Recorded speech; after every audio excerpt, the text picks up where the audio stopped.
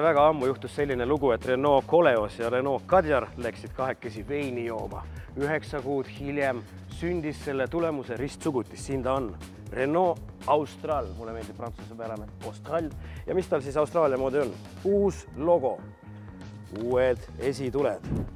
Esimese põlvkonna Renault Austral, alghind 33 890 kilovatte 116 kuni 146-ni, täishübriidina ja mahehübriidina.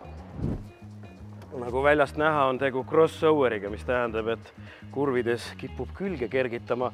On ainult esiveoline auto, aga rattaid saab sellel pöörama 4. Selle järgi, kui siia peale on kirjutatud 4 control, võime me järeldada, et tagumised rattad pööravad aeglastes kurvides väljapoole ja teravates kurvides sissepoole.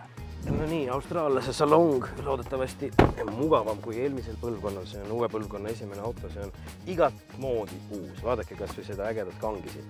Tahaks ju lükata täiskäik edasi, aga tegemist on hoopis sahtliga. Sahtli peale saab panna oma telefoni laadima ja vajutame ühte kindlat nuppu.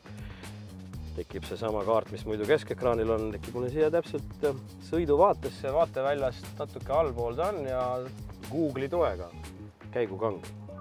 Ei ole enam vana koha peal, vaid on natuke ülespoole liikunud ja rooli all hästi mõnusad labad, kus te tahaks kurvides käike vahetada, aga ei. Hoopis tuleb enne kurvi valida, kui kõvasti sa tahad pidurdada ja kui palju elektrit siis piduritest läbi elektrimootori tagasi akusse suunata ja täishübriidi korral on selle autoga võimalik linna vahel sõita täiesti nagu elektriautoga. Selline ta on Eesti autogala 2023 finalist Renault Austral.